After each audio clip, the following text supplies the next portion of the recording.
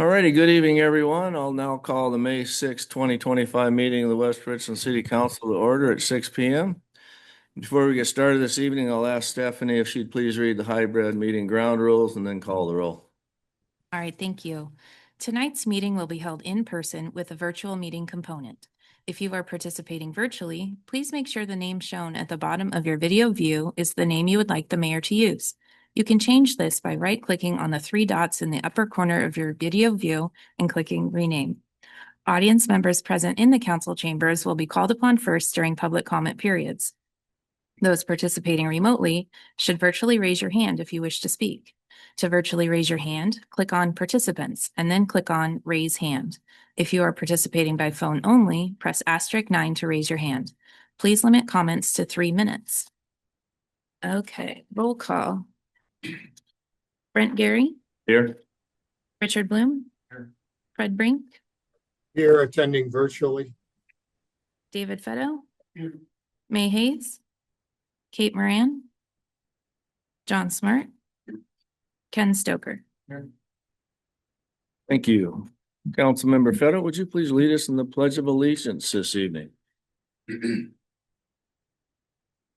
I pledge allegiance to the flag of the United States of America and to the republic for which it stands, one nation, under God, indivisible, with liberty and justice for all.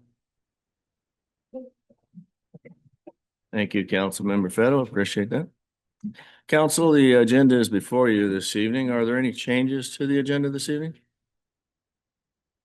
Seeing none, may I have a motion to approve the agenda?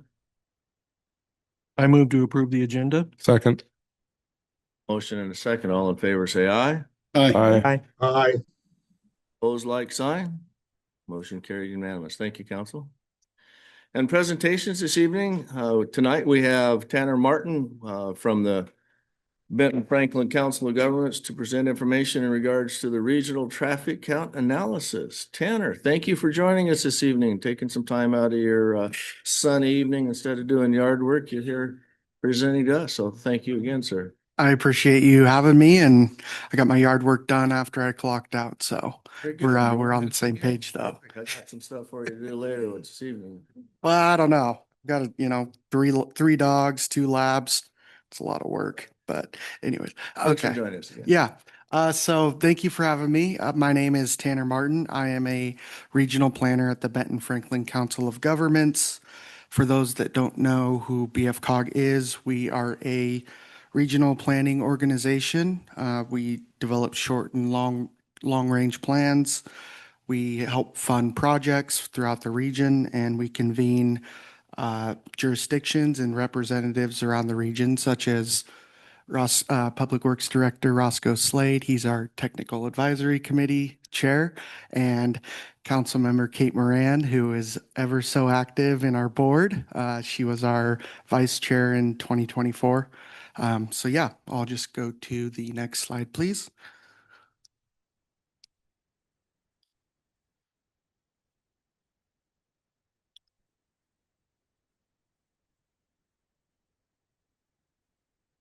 No problem. All right. So a little overview of the Regional Traffic Count Program. BFCOG launched it in 2016. It's the collection of vehicle volume, so the number of vehicles, the type of vehicles, anywhere from a motorcycle to a large multi-axle semi-truck. And it's the collection of speed as well on roadways. Next slide, please. So a little pop quiz. Does anybody know how we collect data throughout the region? Can hit next. Sorry. Okay. Yeah. So it's the bidirectional pneumatic tube counters. Be honest, before I worked at BFCOG, I had kind of no clue what those were doing, but yeah, so tires go over those tubes and pressure tightens up within the tube, and that's how it's collected. And then another question is when is the data collected? And that is midweek, so Tuesday, Wednesday, Thursday, to make sure, as an example, Memorial Day weekend, a lot of people take Friday off and Mondays off. So getting the most usual day of travel. And then it's also done in the spring and fall. So not during summer break or any break when school's out of session, just to collect that full travel pattern data. Next slide, please. So why is the program important? As you can see on the video, there's cars flying by, going different speeds, making different turns. Miraculously, none of them are crashing into each other, which is our overall goal, right? So yeah, it monitors where people are going, the travel patterns, provides data for travel demand modeling, congestion management programs and stuff like that. And it also helps guide infrastructure investments. So if there's say Van Giesen's getting congested down at bombing range and there's something that you need to do about it, it helps understand where those projects are going. And it's a great value. As we do have a board, there are dues, annual dues, and a portion of that goes towards hiring a consultant and them installing the counters, disassembling them, providing data and everything like that. So it's a very important thing for our region. Next slide, please. All right, so you can see the image up above. There's Washington, Oregon, California, Alaska, and Hawaii. And we were informed by our consultant that we run the largest tube count program out of all those states, so on the West Coast. And that is specific to the tube counters. There are all new kinds of ways to collect data now through AI, and everybody is switching to different methods, but there are hiccups in those methods. So we've stuck to the tube counters. And then in 2024, we collected a total of 718 sites, and 44 of those were located in the city of West Richland. Next slide, please. Now on to the analysis. So the purpose of the analysis, now that we kind of have enough data to develop one and compare past data and figure out where travel patterns have gone and where they're going. And you can see the asterisk at the 2021, we did not collect data in 2020 because of COVID-19 and the travel restrictions. And then we decided to keep it on even numbers on an every 2-year program and collect data in 2024. And so the analysis, it identifies count locations that recorded the highest average daily traffic volume, both region-wide and per jurisdiction, and then also the heavy vehicle percentages on those roadways. Next slide, please. So the 3 roadways, oddly enough, are the most traveled for West Richland. Yeah, and I know it's a ever fast growing area, so that's why the traffic count program is important. And so Keene Road, Van Giesen, and Bombing Range. And then I dove into the 150 locations that recorded the highest average daily traffic volumes, and 7 were located in West Richland. Next slide, please. Okay, now diving deeper into West Richland specifically, you can see the map on the right. There's numbered locations from 1 to 10, 1 being the highest average daily traffic amount, which was Keene Road east of Bombing Range. And then there are 4 locations that are bolded and in orange as they recorded, or when comparing past data, they had the most fluctuation and difference over time, which will take us to the next slide.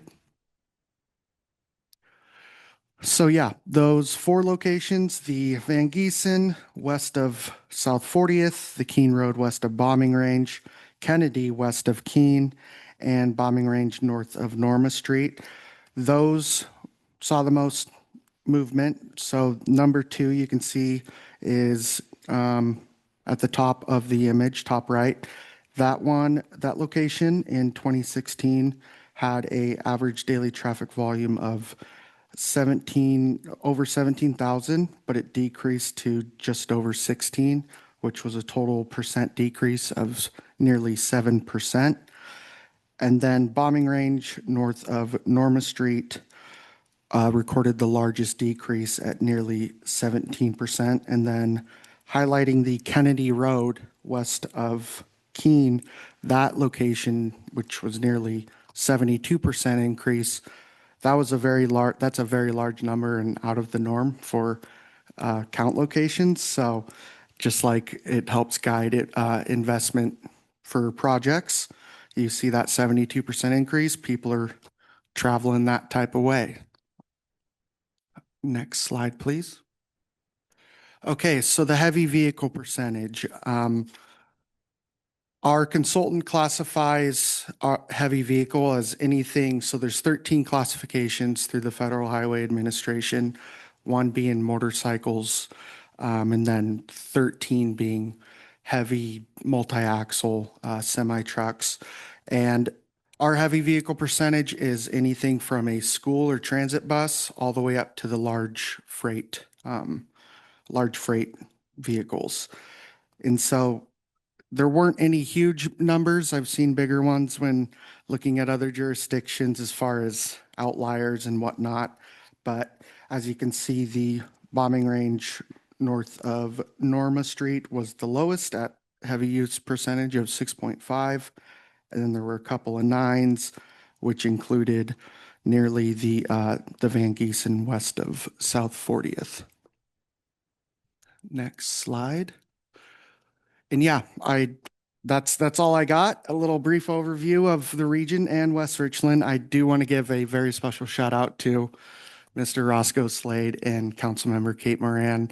They are one of the most engaged jurisdictions or representatives on our TACN board. They do great work. We are very appreciative of them. And yeah, I'll take any questions to the best I can answer them. Tanner, good presentation. It obviously shows a lot of movement and most likely probably related to the residential growth that we're seeing out here in West Richland. One thing I do have to ask you a question on your bidirectional pneumatic tubes. You know what else they were used for back in the early days? Enlighten me, please. Gas station bell ringers. Really? For Okay, anybody okay, that yeah. Remember those days? Okay. Yes, we always got in trouble as we were kids and we go jump on them, right? I'm running out. That's great. That's And I good to know. understand also, I guess you can also detect speed of a vehicle based on the separation and how quick it pulses. Yep, exactly. So that is one of the faulties of them is, let's say G-Way, for example, there's a lot of stop and go. Some of those numbers are starting to get a little touchy on is that correct side of things? But we're going to run another program in 2026. We're going to review alternatives to collecting data. I've been in contact with, traffic count lovers on, the jurisdiction side, and they've reviewed it, and there's no perfect way of, getting 100% accurate data, but we're working on finding the best one. Yeah. Great. Good information. Council, any other questions? All right. Thank you very much, sir. All righty. Appreciate your time this evening. Yeah. Thank you, Mayor Gary. All right. Take care. Okay, council, that brings us up to proclamations, and May's a busy month for proclamations. I'll touch base just briefly on some of them that I have made proclamations for this month. The month of May 2025 has been proclaimed as Building Safety Month. I encourage our citizens to join us as we participate in Building Safety Month activities. Also, the week of May 4th through the 10th, 2025 is Professional Municipal Clerks Week. And I extend my appreciation to our professional municipal clerk, Stephanie Haug, MMC, and appreciate all of your efforts that you do to make sure that everything is in proper order. She's very, very thorough and exemplary dedication to the community and what she is. And if you notice, there's a money tree right there that I am appreciative of what you do for us. It has yet to yield any harvest, but I'm sure it will be very happy in your office as you do have the green thumb of the city employees here. So thank you so much for what you do. I appreciate that. And then also, we have Public Service Recognition Week. And I encourage everyone to also note the accomplishments and contributions the government employees at all levels, federal, state, and county, as well as city, do. So Roscoe and our team, Eric, Aaron, and the chief, thank you for everything that your teams do. So we do appreciate that. And then last but not least, May 11th through 17th is proclaimed the National Police Week. Couldn't leave you out, Chief, at the city of West Richland. So I publicly salute you and the services all of our law enforcement officers do to keep our communities across the city and our region, as well as the nation, safe. So thank you, sir, for everything men and women do in blue. You're more than welcome. So that brings us to our consent agenda this evening, which is approving the minutes of the regular meeting, April 15th, 2025. Ordinance 725, granting franchise agreement, Advanced Internet Service Provider LLC, doing business as Advanced High Speed Internet. Resolution 2125, authorizing the mayor to execute disbursement agreement for the use of rural county capital funds with Benton County for the sewer extension project from the I plant to the Richland School District. Motion authorizing amendment number 1 to engineering services contract with JUB for sewer extension project, again from the I plant to the Richland School District. Motion to award the Raceway Access Road Improvements Project. Motion to accept Bombing Range Road and Keene Road intersection modification project as complete. Motion to approve agreement with Next Request. Motion to authorize the mayor to renew the contract with Lumify, formerly known as Critical Insights. And then a motion to update the HRA VIBA contract so vacation leave can be deposited into employees' HRA VIBA account upon retirement. And if there's anyone from the audience who would like to speak to the consent agenda this evening, please come to the podium, state your name and address for the record. Seeing no one in house virtually, if we have anybody virtually, which I only see Mayor Pro Tem Brink, so we're going to go ahead and move past the virtual extension of the offer. And with that, could I have a motion to approve the consent agenda this evening? I move to approve the consent agenda. We do have other participants, but no one did have their hand raised. Oh, okay. I'm I think sorry. I that only it's see not- 3 in my house here. Yeah, I don't think it's viewing on the screen. Ready? Well, we'll continue to follow up with you in regards to that. Motion, I move to approve the consent agenda. A second. Second, all in favor, say aye. Aye. Aye. Opposed, like sign. Motion carried unanimous. Thank you, council. So this brings us to the opportunity of the first citizens' public comment this evening for items that are not on the agenda. If you would like to provide comments, please come to the podium, state your name and address to the record. You'll have 3 minutes to provide your comments. We'll do in-house first, and then we'll look and see if virtually anyone else has anything that they would like to add. Seeing no one, we will go ahead and ask virtual attendees if they'd like to make citizen public comment. Going to change my view. Thank you.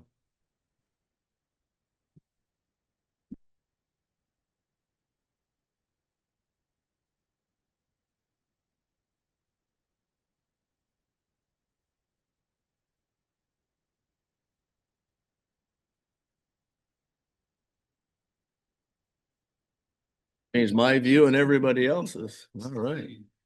Well, welcome everybody virtually. How are you this evening? Okay. So if anyone virtually would like to address council this evening for items not on the agenda, please raise your virtual hand or *9 if you're by phone to be recognized. Okay, I see no one virtually. Stephanie, do you? Not see anyone with their hand up, no. Thank you. So we're going to go ahead and move on to ordinances, resolutions, motions, and public hearings.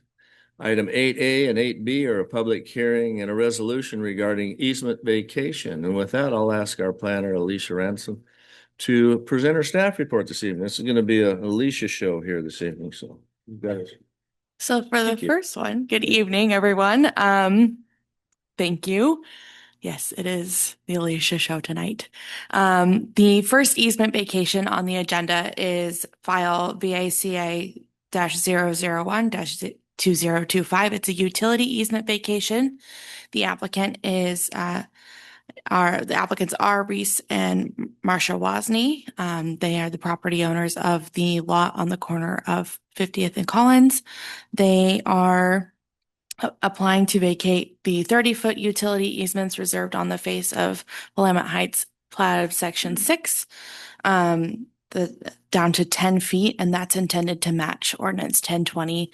Back in 2020, City Council voted to accept historic offers of dedication per the recommendation of Public Works, accepting whichever easements they thought were helpful. We received no comments from public utilities opposing the easement vacations. We did receive 2 public comments from Jonathan Harrison and Maureen Harrell that expressed concern regarding the long-term consequences of vacating those easements.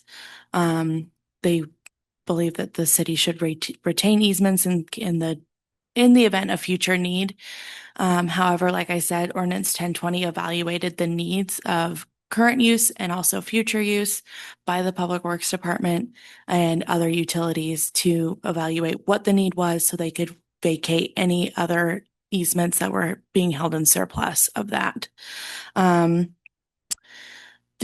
So consequently, Public Works has reviewed this specific easement vacation and they've approved it, and staff recommends that council approve the easement vacation as presented.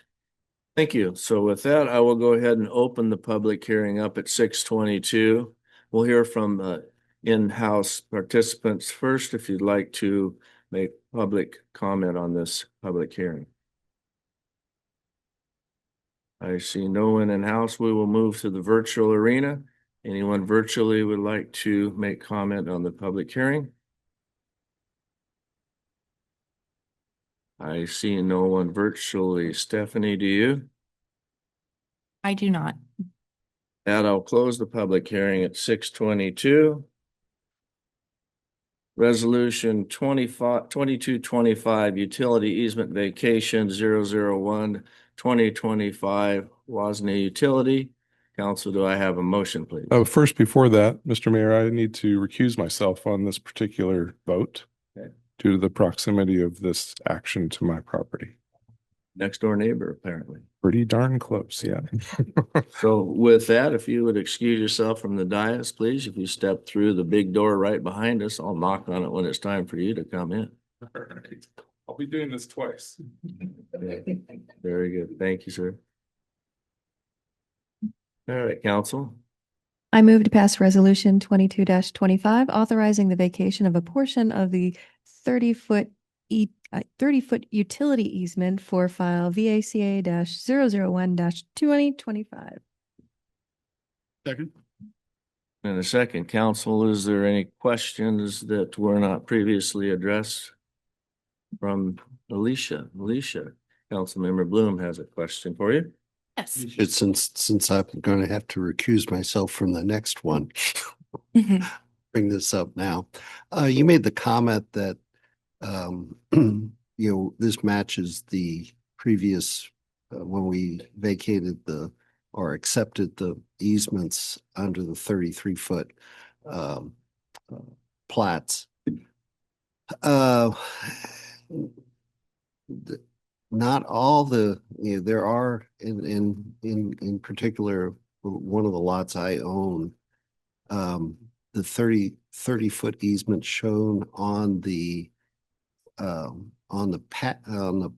plat rather than on the patent is actually being used, but it wasn't on the patent, it was only on the plat.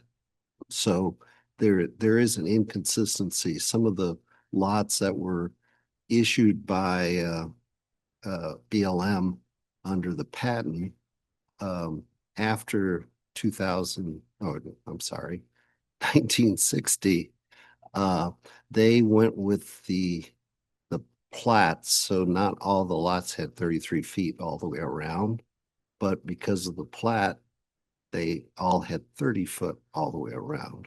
My particular parcel was issued in 62, so it only had frontage 33 foot. But subsequently, the CID put their line on my property, although they think they put it on my neighbor's. And I had a electrical line put behind me, and CID also went behind me on my property, but there's a separate easement with REA that I put in. So just to clarify, you can't go just by that old Correct. careful. Correct. Public Works monitors that very carefully and making sure that they retain what's needed. Well, I'm not quite sure a CID knows where they put their. So I appreciate your comments, Councilman Bloom, but however, none of your comments do pertain to this particular. Okay, just wanted to clarify that. I was gonna get a little lost there. Okay, anyone else? Okay, all in favor, say aye. Aye. Aye. Opposed, like sign. Motion carries unanimous. Thank you, council. You can come. All right, your turn for one more time. Well, my turn to lead. You're accusing yourself for the purpose of. This is my neighbor across the street. Okay. Good. Thank you, sir. So that moves us to items 8C and D, or a public hearing and a resolution regarding an easement vacation. Again, Alicia, your staff report, please. So this one is a little bit more complicated. It has to do with some actions that were taken by council and done by staff back in 2006. In 2006, the property owner at the time, Marjorie Cable, requested to vacate the 33 foot offers of dedication and the 30-foot utility easements recorded on the plat of Section 6, and to vacate those down to 10 foot. So resolution 0406, which all of this is in the staff report, all the documents are there for your reference. The resolution to set the public hearing for that vacation specified that both the 33-foot easements and the 30-foot easements while retaining 10 feet. So 20 and 23 feet of those 33 and 30-foot easements were going to be vacated. The ordinance 0906 mistakenly, and that's the ordinance to vacate the easements, mistakenly only included the 33-foot easements and excluded the 30-foot easements, which was not according to the original intent of the applicant or what was intended by city staff. So this was an error. We discovered this error, and likely what happened is that at the time, city staff were writing these, particularly planning staff was writing the legal descriptions for these. And from personal experience, I'm not a legal description writer. Public Works provided the ones for this one. I trust them. They did a good job. Roscoe himself did it, so it's right. Planning staff not trained to do that. The issue was discovered when the property owner of Lot 2 applied for a shop on his property and for a building permit for that shop, and they wanted to locate it within that 30-foot easement. He was told that he couldn't because there was a 30-foot easement. He said, no, these were vacated. They're not shown on the short plat. There's a lot of confusion and a lot of back and forth. And so we figured out what actually had happened, and this is to correct that error. So it's the address of the property owners. It's 5939 and 5889 Everett Street. And this is being done at no cost to the property owners. Mr. Richter has received his building permit with the permission of the Community Development Director signing off on that. So it'll vacate portions of the 30-foot easement on the south, east, and west boundaries. So that'll be vacated down to 10 feet. And then the entire 30-foot easement on the north side. Utility easement. So utility agencies, when this was routed, several requested the retention of a 10-foot easement along the north side. However, that was dedicated with the recording of short plat 2934, which split lot 80 into 2 lots. So that 10-foot easement that several utilities were requesting is already there. We don't need to retain an easement that we already have in hand. Public Works, again, reviewed. They provided the easement vacations. They've approved this easement vacation, and staff recommends that council approve the easement vacation and remedy to the error from 2006. Thank you. Thank you. That was a lot of work.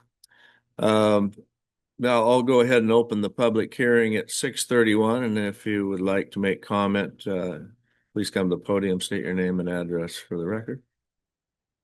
There's public comment. See no one in-house. Anyone virtually like to make public comment on this public hearing? Raise your virtual hand or *9 to be recognized. I see no one virtually. Stephanie, do you? I do not. That we will go ahead and close the public hearing at 6:31. Resolution 2325 utility easement vacation 002-2025 Keith Richter Utility. Council, do I have a motion? I move to pass resolution 23-25, authorizing the vacation of a portion of a 30-foot utility easement for file VACA-002-2025. I second. Motion and a second. Counselor, any questions that need to be answered from Alicia that weren't previously addressed in her staff report? Councilmember Smart. Well, it may have been previously addressed, but I just need the clarification. 2 things. One, in our packet, there's an image of another property on the previous page to that map that shows section 6 lot 80. I just want to make sure like that really has nothing to do with this. Correct? Or it's Well, if I had the correct staff report pulled up. All right, so I can tell you that the correct property description and drawing are for the final resolution, but I do believe in the file that was included in the packet, there was additional documents that should not. I just wanted to call it to the record that there was an errant image in our packets that has nothing to do with this. And then the question more direct is, I guess I just would like clarification on the north 30-foot utility easement to be vacated. That's along Everett Street. Correct. And so are we saying, to help me out here, is there still a utility easement along Everett Street? Correct. And you're saying that was the one that was in the short plat? Correct. Okay. So there's actually 2 easements right now on top of each other. Correct. Okay. Just double checking. Okay. Thank you. More questions? All in favor, say aye. Aye. Aye. Aye. Opposed, like sign. Motion carries unanimous. Thank you, council.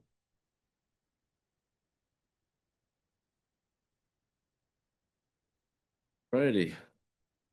So, let's see here. John, is this one that you're gonna fly? Okay. And it's for the same purpose? Yeah, right. Recusing myself for the purpose of my property proximity to this issue. Thank you. Somebody comes through the door and says trick or treat next time, I'm gonna worry about that one. Okay, items 8E and F are public hearing and ordinance regarding easement vacation. And again, Alicia, your staff report, please. This one, again, the applicant is Reese and Marsha Wozni. They're asking to vacate a 33-foot access easement along the south of their property. That is easement that was recorded with, that was reserved with the land patents and then accepted by the city via ordinance 1020. We received no comments from utilities opposing the easement vacation. Benton REA did ask for a 10-foot easement along the west and the north. However, that's not something that we can do with an easement vacation, so they'll have to wait for the development of the property because it's currently vacant. They'll have to wait for the development of the property to get easements in those locations where they'd like, but those would be required to be dedicated with a short plat, which is what Mr. Wozni plans to do. There's something else, but I can't remember what it was. It was routed to utilities. Besides the Benton REA comment, there was no other comments regarding it.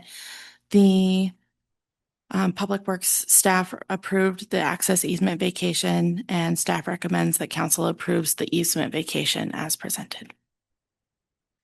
I'll go ahead and open the public hearing at 6:36. Anyone in the house would like to speak to this agenda item for the public hearing, please come to the podium, state your name and address for the record. Again, seeing no one in-house, we'll move to the virtual. If you would like to make comment for the public hearing, please raise your virtual hand or *9 to be recognized. I see no one virtually. Stephanie, do you? Thank you. With that, I'll close the public hearing at 6:36. Ordinance 0825 access easements vacation, VACA 003-2025 Wozni access. Council, do I have a motion? I move to pass ordinance 08-25 authorizing the vacation of a 30-foot access easement for file VACA 003-2025. Second.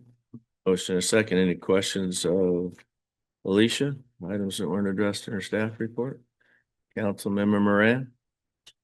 Thank you. You had mentioned that there was some input from Benton REA, but I didn't notice that there was anything in the packet. Was that something that was supposed to be in the packet, or? No, those No? aren't Okay. typically, the contents of those aren't typically included in the packet because we typically haven't received those comments back by the time the packet's prepared. Okay, thank you. Councilmember Fetto? Thank you, Mr. Mayor. So kind of same situation with the last one. There's an exhibit A of a property in Wilmette Heights bombing range and a survey report. Are those not supposed to be part of this? That is correct. So the Word file I didn't realize that the Word file had a couple extra pages in the back that were included in both of those that should not be attached to that ordinance. Okay, thank you. Other questions? All in favor, say aye. Aye. Aye. Opposed, like sign. Motion carries unanimous. Thank you, council.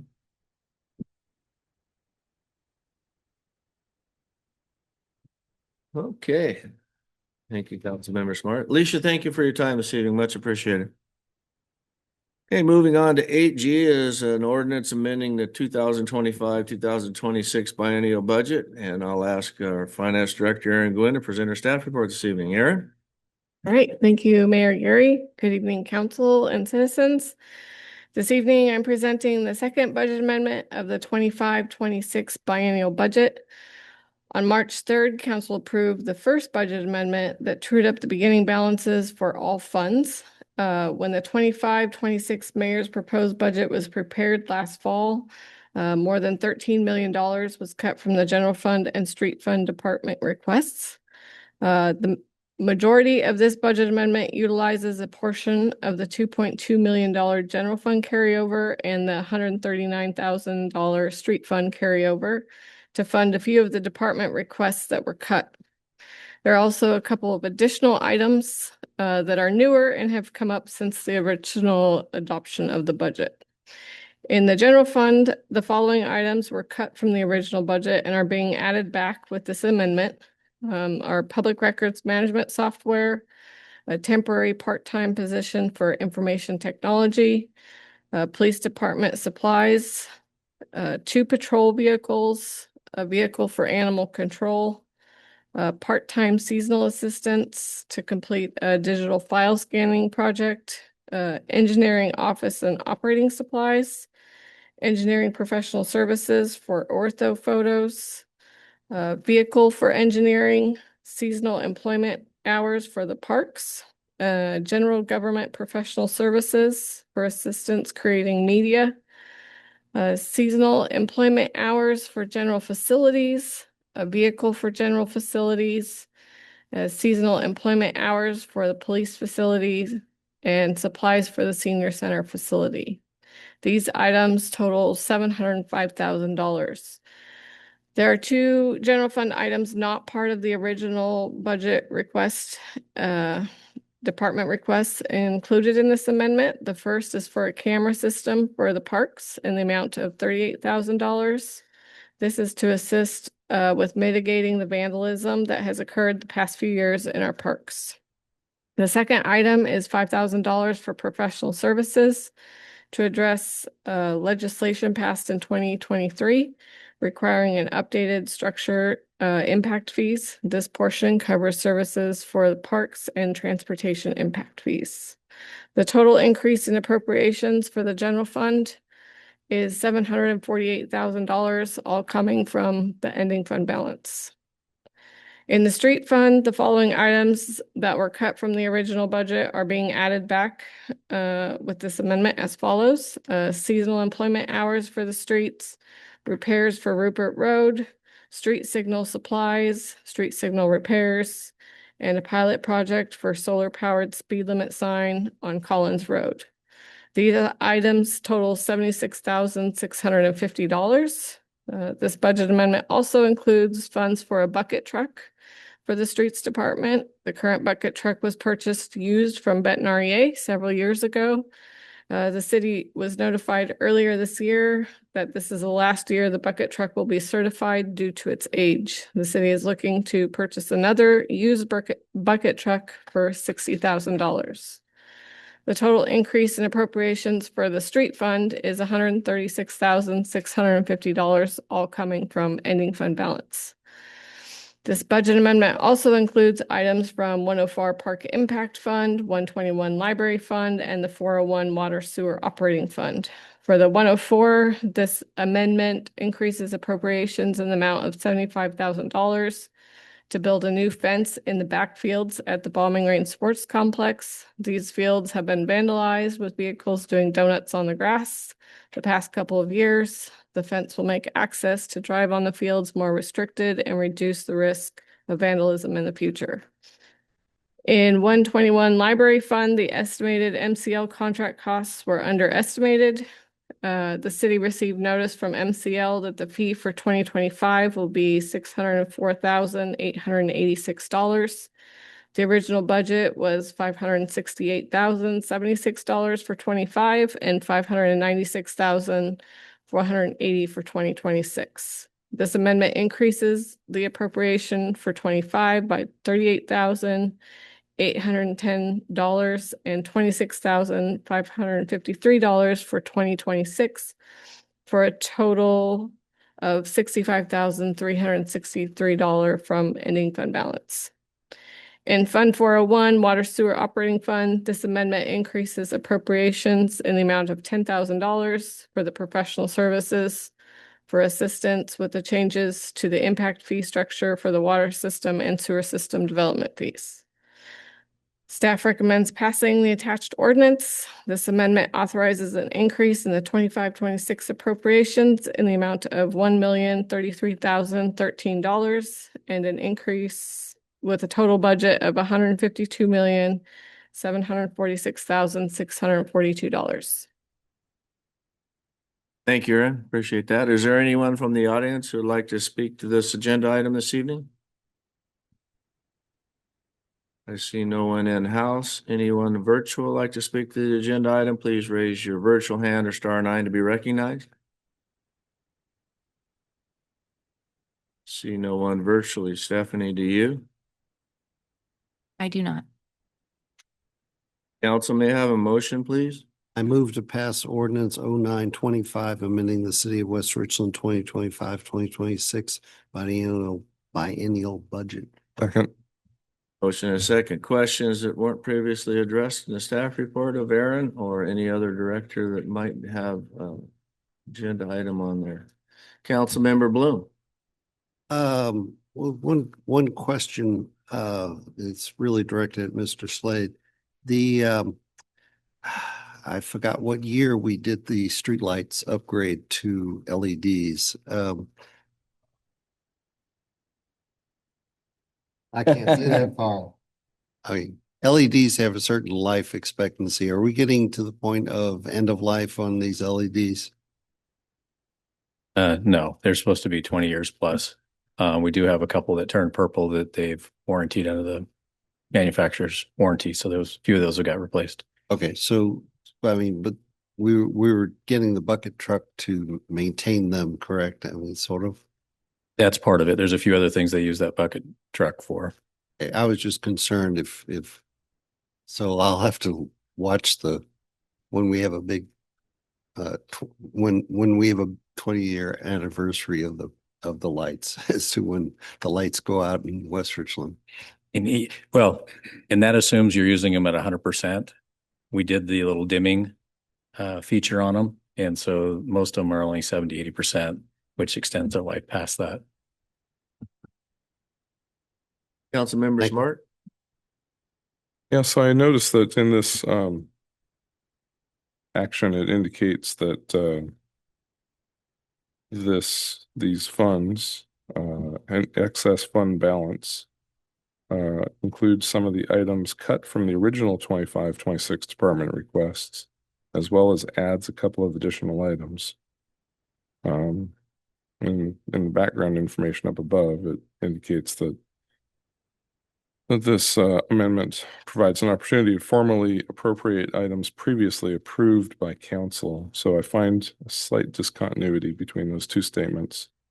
So a lot of these items seem, to my thinking, to be, justified. They may have been my first picks as well. A lot of them are not. And I don't have I'm not sure.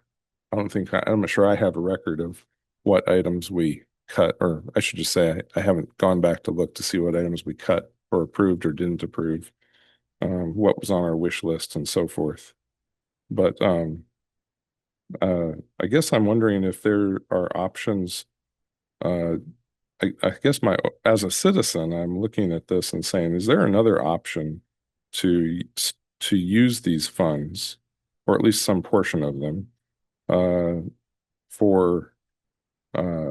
can they be put in the bank? I guess that's my question to you, Aaron. Is there a way that these can be used to help issues in the future, or is this something like that we have to spend this fiscal year? Councilmember Smart, I'll make comment in regards to that. The carryover was approximately $1.7 million. Sure. And I made it very clear to staff that I wasn't going to spend $1.7 million. I'd spend $750,000 some change and put $1 million in a rainy day fund reserve to hold on in case we need something in the future. So being very conservative in my decision making, which I actually did include Mayor Pro Tem Brink was part of the biennial budget process this year, if you all recall. And then also this review was also done not only by myself, but Mayor Pro Tem Brink. So if there's any comments that he might have in regards to that, I would be more than happy to turn the floor to him. Mayor Pro Tem Brink, if you would, please. Thank you, Mr. Mayor. The mayor presented me with the requests that had been previously submitted by various departments, as well as a couple new requests. And it was a long list. I went through it independently and gave my opinion to the mayor as to what I thought should be the highest priorities. It turns out the mayor did his analysis as well, and both of us were in sync on just about everything. I would also point out, with regard to the concern that we save some of this money, the city already does allocate a reserve fund, and that reserve fund is maintained by the city for unforeseen or unforeseen events. So I think that all of the needs that were specified in this resolution and so forth are key issues and key items that would benefit each department. The police need new vehicles. Seasonal park work is required. The animal control officer needs a new vehicle, and so forth and so on. So I view these as important priorities for the city as well. I'll also make note that the new vehicles that are going to the police department, the old ones are coming over to Public Works to satisfy the needs of their vehicle fleet. So we are being very conservative when we take a look at this. Aaron, would please. And Mr. Mayor, if I may also add, of course, public records, with our city clerk being inundated by public records requests. It is important that we address that need. And finally, for IT, the one person shop there desperately needs assistance to ensure that our IT systems remain protected and operational. Thank you, sir. Aaron? I'd say one of the things with this as well, and I would agree, like maybe there was some more important things as far as personnel go. It's one of the probably the top needs, but these should be considered as one-time funds. So these are not consistent. They are not eligible to be year after year. So you can't really use it to hire people. And that was one of the caveats of bringing this. This is one-time money. Most of this money came from unspent funds in the previous biennium, and that not from newly generated revenue. That answer your question, Sean?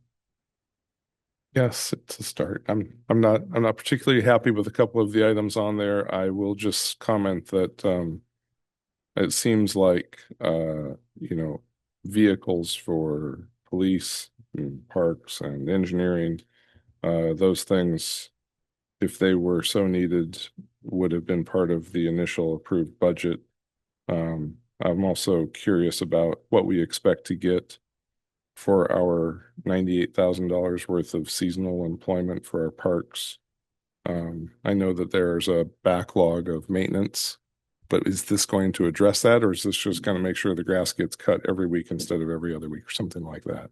Yeah, the request for deferred maintenance, if you remember in the 23-24 budget, the plan out of our general park plan and O&M plan was to budget $300,000 a year.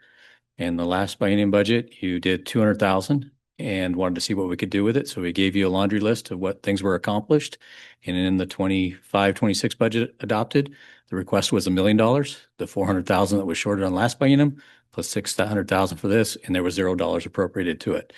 There was a request for staff, and that was not.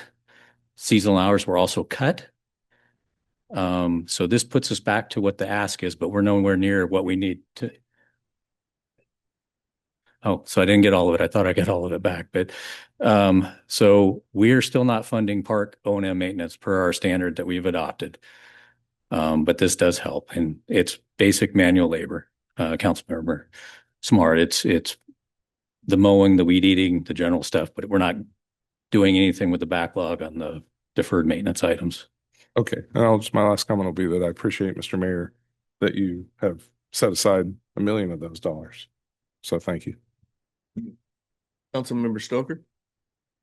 Yes, actually, mine is also on the, evidently what we've set aside. I just want to make sure, because the number we're throwing around is 1.7, but the number I see in the report is 2.29. Is that correct? Yeah, so and then I do an analysis for these guys, and we had some revenues generated in 24 that were for services to be happening in 25.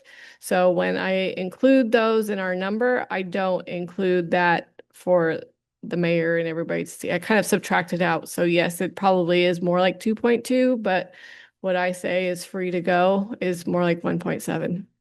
All right, so I do appreciate that, because at least looking at school districts right now across the state, and I have some family members who are actually being let go this summer because their school district doesn't have the funds to support them, and it is a sibling and spouse, and that's a big hit. So being able to hold on to some of this, I think is very prudent and very important considering, we have unfunded mandates all the time from the state and, we're still struggling. So I certainly appreciate the funds being put aside like that.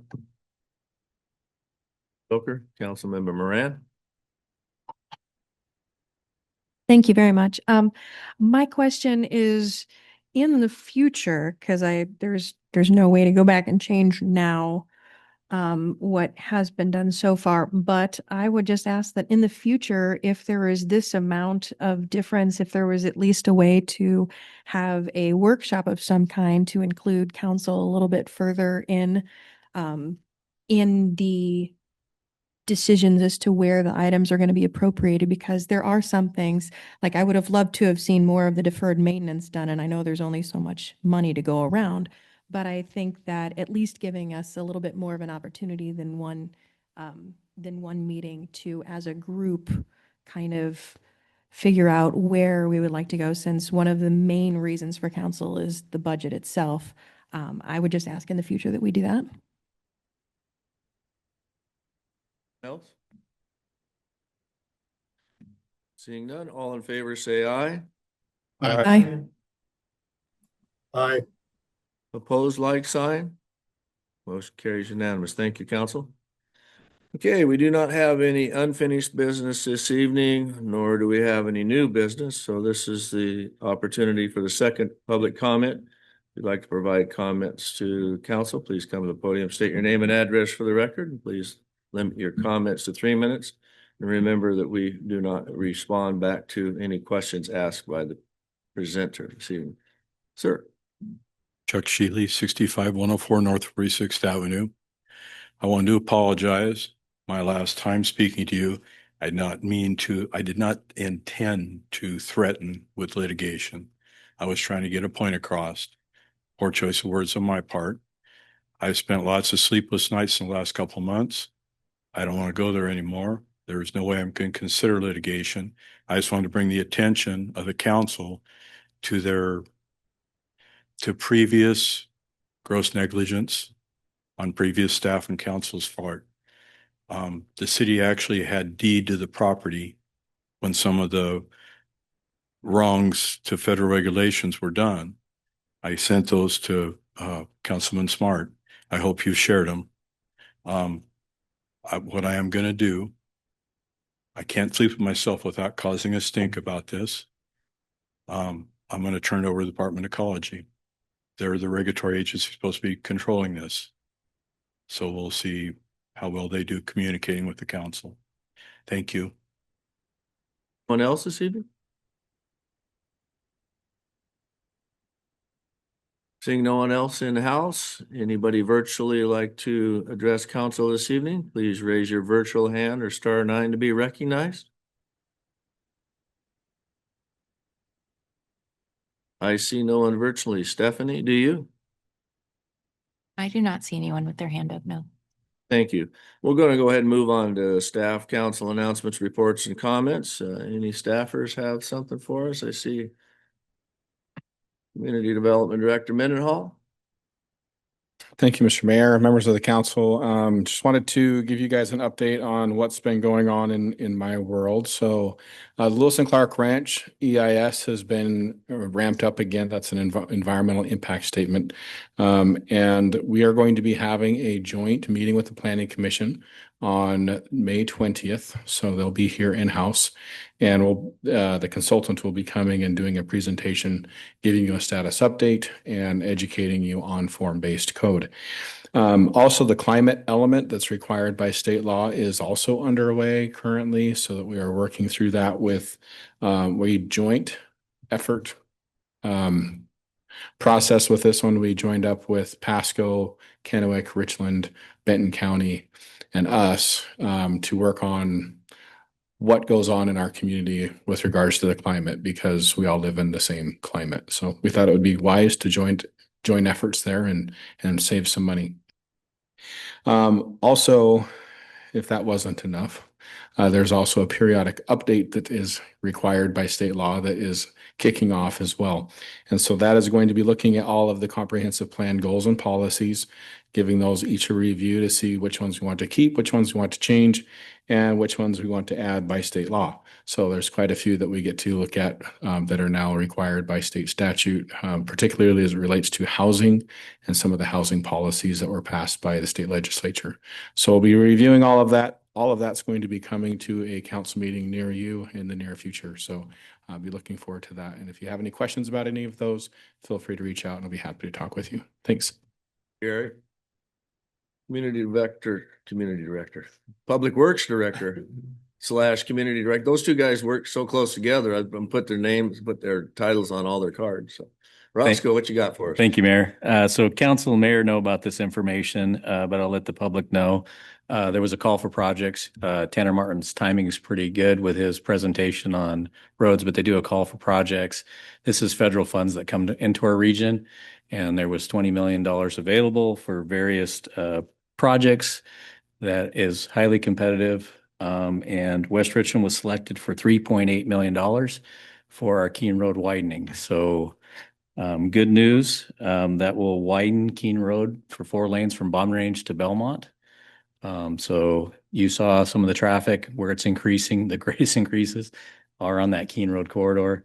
And so look forward to that. That grant will pay about 62% of that project's $6.1 million cost. We've got some developer funds and some REIT funds from real estate excise tax that makes up the balance of that. So pretty excited. Right now it's scheduled for design. We've got $1 million we got from the state TIB grant to put a signal at South Highlands and Keene, which is within those limits. That's scheduled for 26, beginning of 27 to be constructed.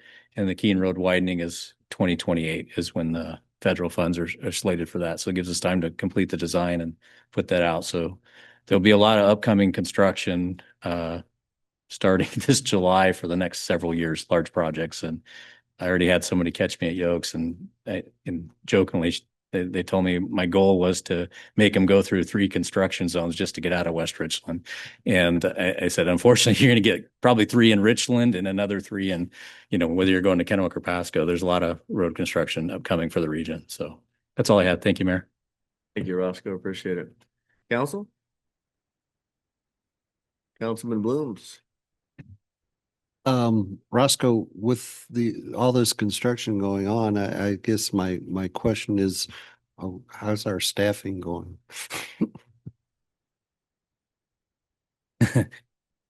So our inspectors will be very busy going between the private development and the public, and we may have to bring in some consultant assistance. We're already looking at that for some of our well projects and reservoirs to make sure that we get what we're paying for and things are properly inspected.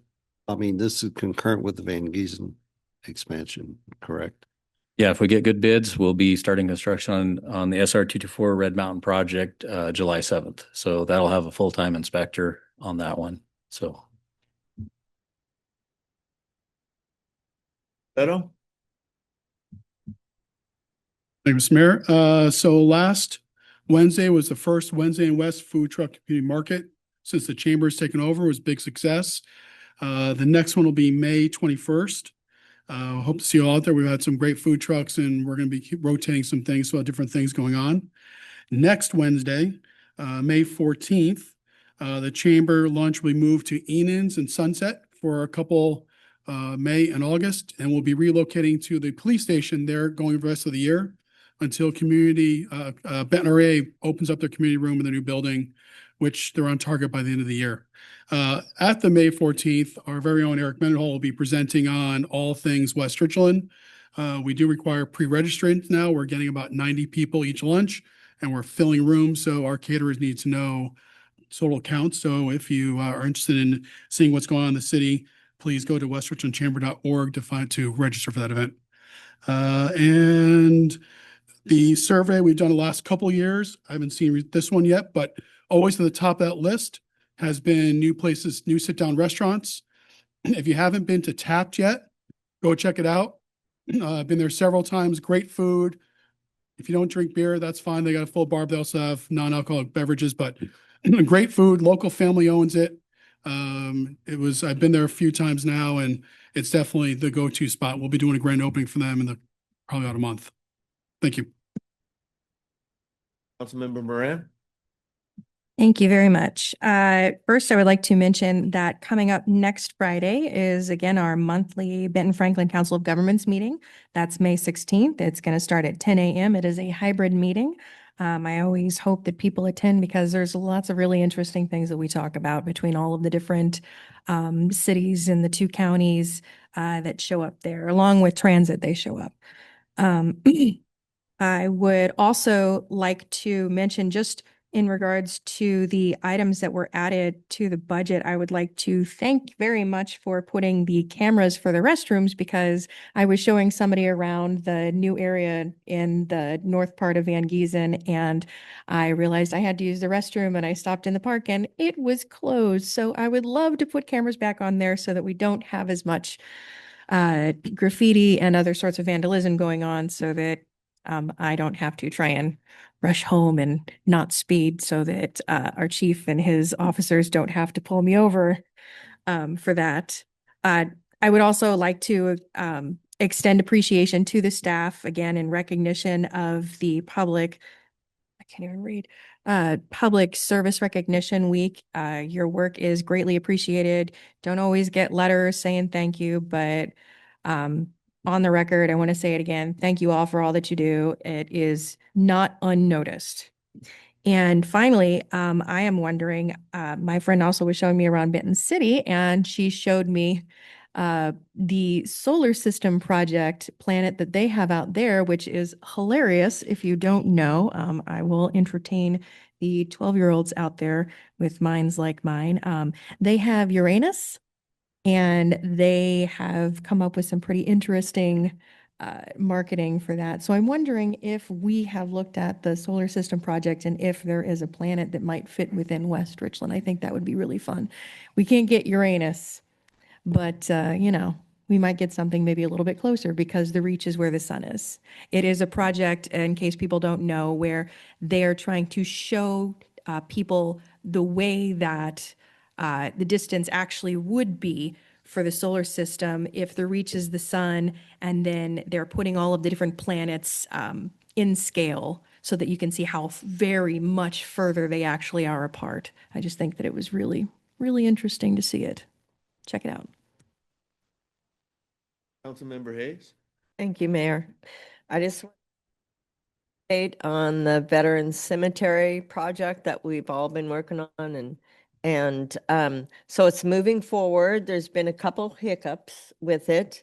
It passed the House and the Senate as far as the $500,000 for the pre-design. And so it's kind of stuck up right now with the capital budget. And so we're working on that. And but we're still moving forward, still reaching out to everybody. And our big project right now here is to make people aware of it's gonna happen.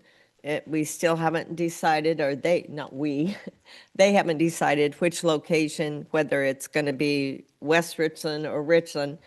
But wherever it is, it's a great push for our veterans and our region, the whole region. So stay tuned. We have a lot of stuff coming. They're going to be at a lot of the events. Olympia's coming over to be at a lot of the events. The first one is June 14th with the USS Titan out at the Port of Benton. And then we will be there, and Olympia staff will come to talk and stuff. So that's exciting. They'll also be at Cool Desert Nights. That's going to be at the end of June. And we'll have a place there with IBEW have opened up a location. So the Veterans Cemetery can have all their information and all the people from Olympia can come over. So it is moving forward. We're just trying to get through a couple hiccups, and I think life is good. So just wanted to update you on it. Thank you. Thank you. Appreciate that. Mayor Pro Tem Brink, you will take us to the finish line. Thank you, Mr. Mayor, and good evening to all the citizens who are attending either in person or virtually. Just wanted to let you know I'm in Yakima tonight. That's the reason for my absence. I'm actually attending tomorrow and Thursday the AWC, Association of Washington Cities Labor Relations Institute, which deals with public sector human resource management and labor relations. And I just want to mention that 2 weeks ago, I had the pleasure of accompanying the mayor and community development director Mendenhall to several days of interest of opportunities and partnerships with regard to the support of nuclear energy development by attending the New Nuclear Forum in Idaho Falls, Idaho National Labs. As I mentioned, the travel and hotels and expenses were covered by the Energy Communities Alliance. And just a reminder to my fellow council members and key city staff, June 25, 26, and 27 is your opportunity to go to the Three Rivers Convention Center in Kennewick and take part in the AWC annual conference. We're having it in Kennewick for the first time in several years, so I hope you take advantage of the opportunity to attend. That's all I have, Mr. Mayor. Thank you, sir. Appreciate it. And yeah, the New Nuclear Forum in Idaho Falls was a great event. Took Eric with us to network and get to know some of the people that are out there in the nuclear industry and small modular reactors, which is our energy for the future. But there's also some other networking with data centers and other people who use and need the energy that we don't have locally. So without the new nuclear opportunities, our region would struggle. So there was a lot of good networking done. We actually had we had the Teagues people were there with their properties, and so they got to meet some people. It was just a great opportunity. So it was thank you, Mayor Pro Tem Brink, for joining us. And introducing him to Energy Communities Alliance for potentially the future. And obviously we have got the elections that are coming up. The filing week is this week. And you will make note that Mayor Gary is going to retire. So Mayor Pro Tem Brink has signed up for the opportunity to see if the people of the city of West Richland support him in the endeavor. So best of luck to you, sir, and anyone else who is filing for office this session or this year. So that's about it for me. So thank you very much, and we will adjourn this meeting at 7:12.